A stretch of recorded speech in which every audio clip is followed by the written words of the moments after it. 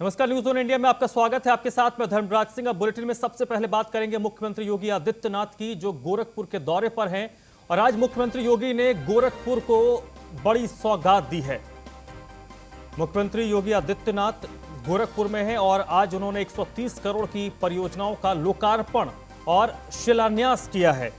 इसके बाद आज शाम को भी मुख्यमंत्री के कई सारे कार्यक्रम हैं। मुख्यमंत्री ने केंद्र की और राज्य की बजट को काफी बेहतर बताया है। उन्होंने कहा है कि ये दोनों जो बजट है, चाहे वो राज्य का बजट है या फिर केंद्र सरकार का बजट है, ये विकास के लिए काफी अहम है और ये विकास का बजट है। विकास को नई ऊंचाइयों तक पहुंचाने का एक और प्रण उन्होंने लिया है। मुख्यमंत्री ने कहा कि हम गांव-गांव तक विकास को लेकर जाएंगे। पिछली सरकारों ने विकास कार्यों को हताश और निराशा में बदल दिया है। पिछली सरकारों के एजेंडे में गांव गरीब नहीं थे, लेकिन वर्तमान जो सरकार है उसमें गांव को टॉप पर रखा गया है। गरीबों को के लिए ये सरकार काम करती है।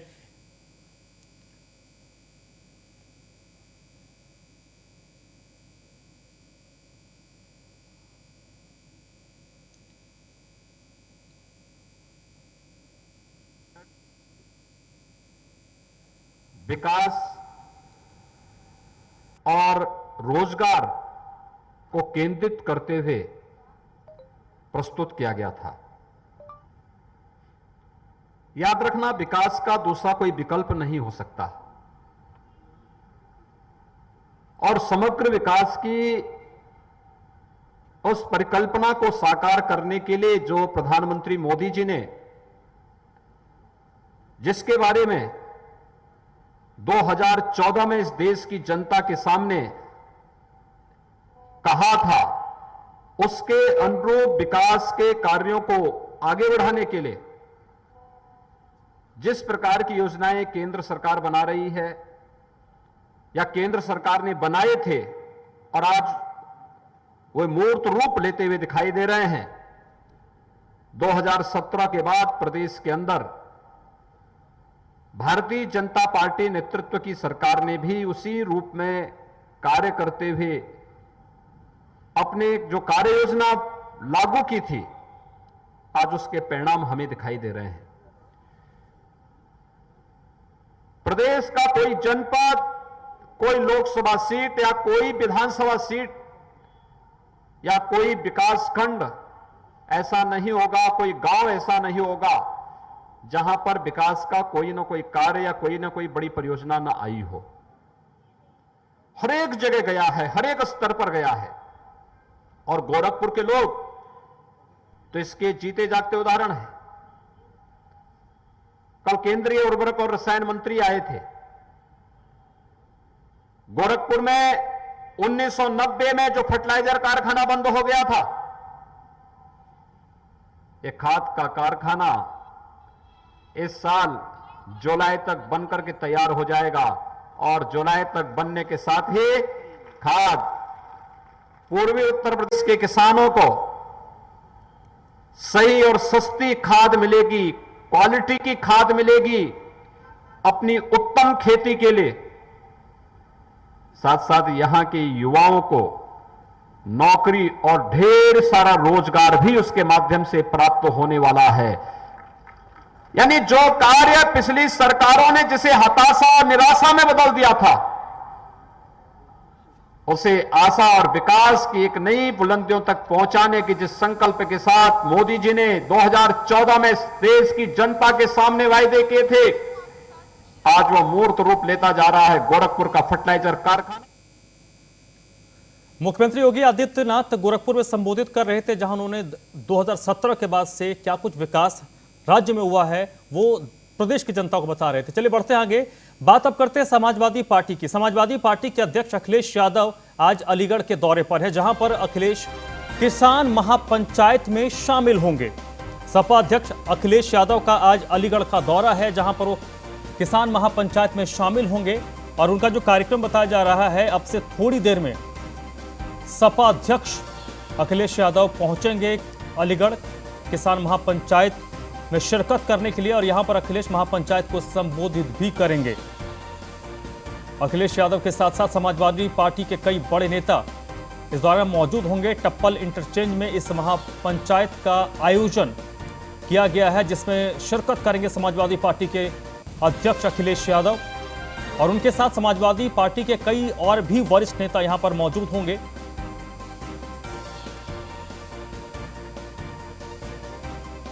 तो उत्तर प्रदेश में अब क्योंकि जैसे जैसे चुनाव दिन गुजर रहे हैं, चुनाव की तारीख नजदीक आती जा रही है और एक और राज्य सरकार जहां अपने विकास कार्यों को आगे रखकर जनता के बीच पहुंचने की कोशिश कर रही है, वहीं एक बार फिर से सत्ता वापसी की कोशिश समाजवादी पार्टी कर रही है और समाजवादी पार्टी के अध्यक्ष अखिलेश यादव खुद कई जगहों पर जा रहे हैं और इस वक्त की अगर बात करें तो आज उन्हें अलीगढ़ में होना है। अब से थोड़ी देर में अखिलेश यादव अलीगढ़ में होंगे और किसान महापंचायत को संबोधित करेंगे।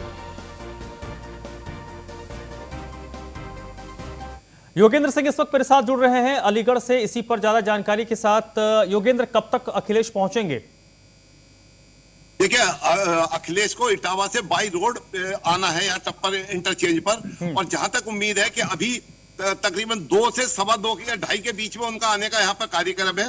लेकिन इस वक्त भी हम जो हाईवे पर है, इस हाईवे पर यह हाल है कि पूरी गाड़ियों से पूरा ट्रैफिक कई जगहों पर जाम है और उसके बाद जैसे तैसे हम यहाँ तक अभी निकल गए और जो अभी हमारे सूत्र वहां से बता रहे हैं कि वहां पर भी भारी भीड़ वहां पर है और जो अखिलेश को सुनने के लिए किसानों की भारी भीड़ वहां पर मौजूद है।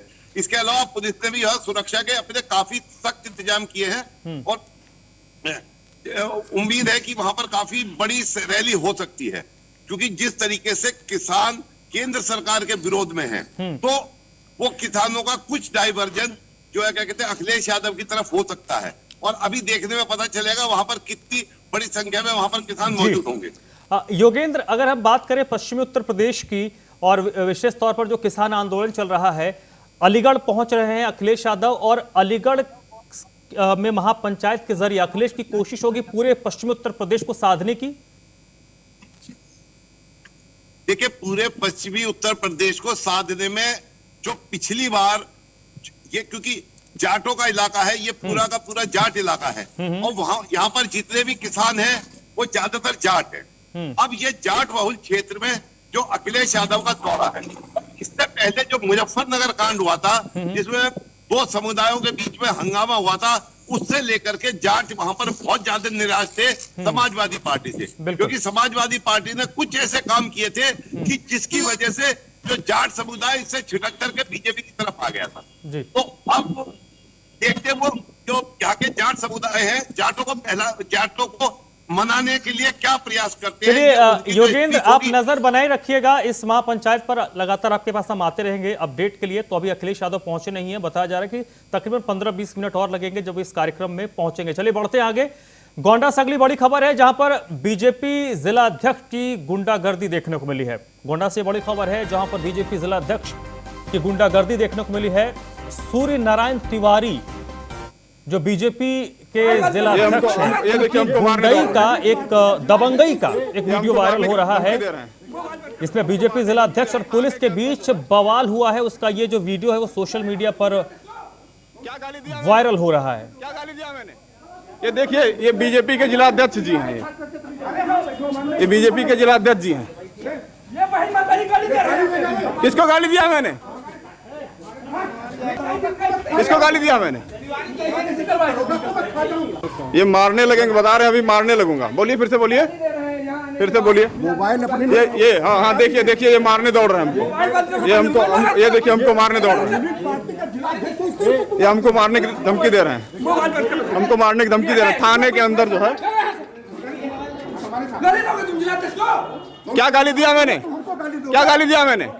ये देखिए, ये बीजेपी के जिला अध्यक्ष जी हैं, ये बीजेपी के जिला अध्यक्ष जी हैं। किसको गाली दिया मैंने?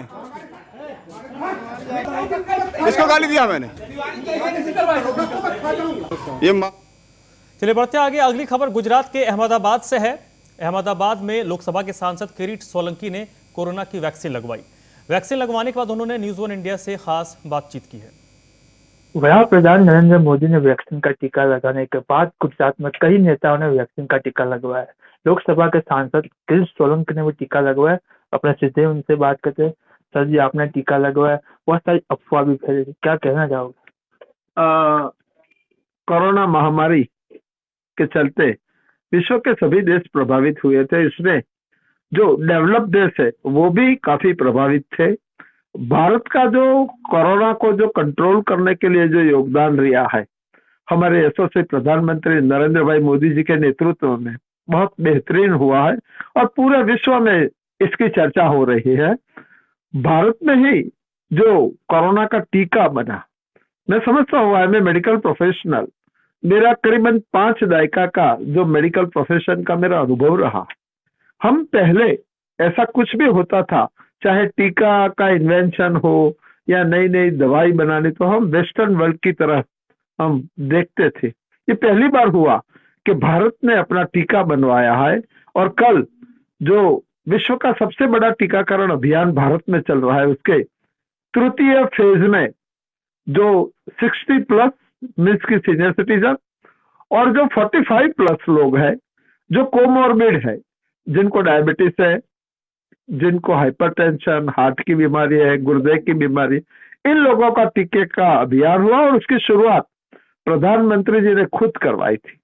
मुझे बहुत प्रसन्नता है कि मैंने और मेरे धर्मपत्नी मंजूरा ने कल अपोलो हॉस्पिटल अहमदाबाद में हमने टीका लगवाया है। टीका लगवाने के बाद मेरा अनुभव बोलूं तो मुझे या मेरी पत्नी को न तो कोई लोकल दर्द हुआ है, न कोई फीवर हुआ है, न कोई भी सिम्टम्स हुआ है। तो मैं सभी लोगों को मैं निवेदन करना चाहता हूं कि टीका पूरा सेफ है, टीका इज वेरी इफेक्टिव और भारत में बना हुआ टीका है और कोई भी प्रकार की जो मिसलीडिंग लोग बात करते हैं, कुछ अफवाहें फैलाते हैं, ऐसी उसमें ना आए।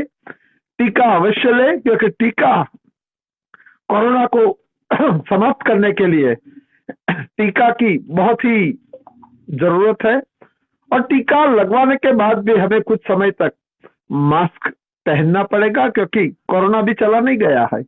हमें अपना ध्यान भी रखना पड़ेगा, 2 गज की दूरी भी रखना पड़ेगा, हाथ धोना, स्टेनलेस करना भी करना पड़ेगा।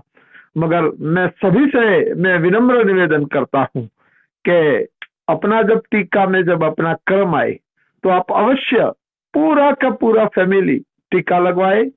टीका कोरोना पर को परास्त करने के लिए, कोरोना पर विजय पाने के लिए टीका बहुत जरूर है और ये टीका तो भारत में बना हुआ टीका है। सर, आप खुद भी डॉक्टर हो, कहीं ना कहीं अफवाहें भी फैली थी टीके के बारे में, तो आप क्या कहना चाहोगे लोगों के लिए, एक संदेश क्या कहेंगे आप? मैं समझता हूँ ये अफवाह सब बेबुनियाद थी। कई लोगों ने, जो हमारे वैज्ञानिकों ने जो टीका का इन्वेंशन किया उन पर उसको भरोसा नहीं है। हमारे प्रधानमंत्री जी ने जो खुद टीका लेके उन पर भरोसा है, उनका उन्होंने एक दर्शन करवाया है। हम लोग भी सभी सांसद और सभी वरिष्ठ जो सीनियर सिटीजन है, लोगों को टीका लेना चाहिए, क्योंकि टीका के बारे में जो गलतफहमियां फैल रही है पूरी के पूरी तरह से बेबुनियाद है। मेरा खुद का अनुभव है, कल ही मैंने टीका लिया है, करीबन आज 20 कलाक से ज्यादा समय हुआ है। हम दोनों को, हमें कोई तकलीफ नहीं है। सभी से मैं अनुरोध करता हूँ, विनम्र निवेदन करता हूँ कि टीका लगवाए और कोरोना पर विजय पाए। तो ये थे लोकसभा के सांसद जो उन्होंने साफ तौर से किया है टीका सुरक्षित है, उनसे कोई आड़-असर नहीं है और सभी लोगों को टीका लगवाना चाहिए। अहमदाबाद से जयेश प्रजापति, न्यूज़ 1। अगली खबर प्रयागराज से, जहां पर बाहुबली विधायक विजय मिश्रा के खिलाफ कार्रवाई की गई है। बड़ी खबर है प्रयागराज से, जहां पर बाहुबली विधायक विजय मिश्रा के खिलाफ कार्रवाई हुई है। प्रयागराज के अल्लाहपुर पुलिस चौकी के बगल में विजय टावर पर कार्रवाई की गई। विजय टावर पर कार्रवाई करने के लिए पीडीओ और पुलिस की टीम पहुंची और एक्सक्लूसिव तस्वीर आपको दिखा रहे हैं प्रयागराज की। और ये जिस जगह पर ये जेसीबी को लगाया गया है, जहां पर बुलडोजर चल रहे हैं, ये एक बाहुबली विधायक का अवैध कब्जा है। अल्लाहपुर पुलिस चौकी के बगल में विजय टावर बनवाया गया था और इसे अवैध माना गया और इस पर पीडी और पुलिस की टीम पहुंचकर अब कार्रवाई कर रही है। आलोक मालवीय इस वक्त हमारे साथ जुड़ चुके हैं इसी पर ज्यादा जानकारी के लिए। आलोक, इस पूरे प्रकरण के दौरान कोई प्रतिरोध? जी देखिए, जिस तरफ से संगम नगरी प्रयागराज में माफियाओं पर कार्रवाई जारी है, उसी के तहत विजय मिश्रा पर अब दोबारा कार्रवाई की गई है। इसके पहले उनके मकान को जमींदोज किया गया था और जमींदोज करने के बाद उनके 3 मंजिला जो मार्केट उन्होंने बना रखी थी, जो उनका ड्रीम प्रोजेक्ट था, उसके ऊपर का जो हिस्सा था उसे गिराया गया था। उसके बाद अब उनके आगे की बिल्डिंगों को गिराने की कार्रवाई प्रयागराज विकास प्राधिकरण कर रहा है। इसको लेकर सुरक्षा के व्यापक बंदोबस्त किया गया है। व्यापक बंदोबस्त के बीच विजय मिश्रा की जो ड्रीम प्रोजेक्ट था उन्हें गिराने का काम बदस्तूर जारी है और आज शाम तक ये पूरी बिल्डिंग गिराकर साफ कर दी जाएगी। जी चलिए, बहुत बहुत शुक्रिया आपका इस जानकारी के लिए।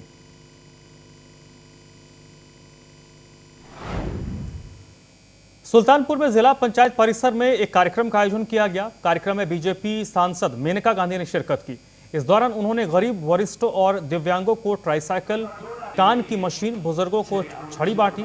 मेनका गांधी के निर्देश पर सामाजिक न्याय एवं अधिकारिता मंत्रालय द्वारा 2536 लोगों को करीब 1,85,00,000 के उपकरण बांटे गए। इस दौरान मेनका गांधी ने कहा कि राजनीति में उनकी शुरू से कोशिश रही है कि दिव्यांगों की मदद की जाए। उन्होंने कहा कि जिले में 5000 लोगों को चिन्हित किया गया है। इसके अलावा मेनका गांधी ने कहा कि गोमती नदी को प्रदूषण और गंदे पानी से बचाने के लिए नमामि गंगे योजना बनाई है। नवंबर तक ये प्रोजेक्ट शुरू हो जाएगा।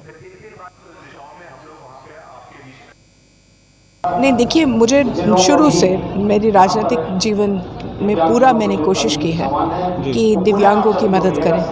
पीलीभीत में जैसे मैंने कहा कि हर महीने, हर दूसरे महीने कैंप लगता था, चाहे कोई बहरा हो, चाहे अंधा हो, चाहे चल नहीं पाता हो, तो सबकी हम लोगों ने मदद की और वहाँ उत्तर प्रदेश का अकेले अस्पताल वहाँ चल रहा है। अब एलिम्को के जब मैंने चलाया था, क्योंकि यहाँ कुछ हुआ नहीं, कश्मीर का भी जो दिव्यांगों का अस्पताल मैंने बनवाया और अब मेरी कोशिश यही है कि हम लोग हर दिव्यांग की मदद करें सुल्तानपुर में।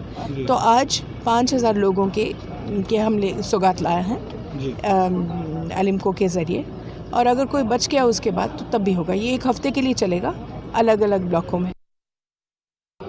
दिव्यांगजनों एवं वृद्धजनों का ये कृत्रिम अंग जो है वितरित करने का कार्यक्रम था, जो कि भारत सरकार के अधिकारिता और सामाजिक न्याय विभाग से संबंधित है, जिसमें जिलाधिकारी महोदय ने इस कार्यक्रम की व्यवस्था आदि के लिए मुझे नोडल अधिकारी के रूप में नामित किया था।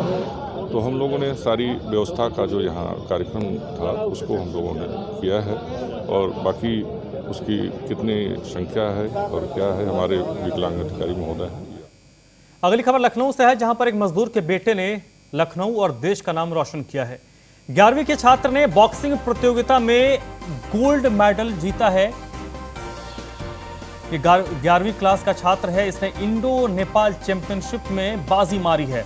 कार्तिकेय इस छात्र का नाम है और सबसे बड़ी बात कि इसने चंदा इकट्ठा करके इंडो नेपाल चैंपियनशिप में हिस्सा लिया था।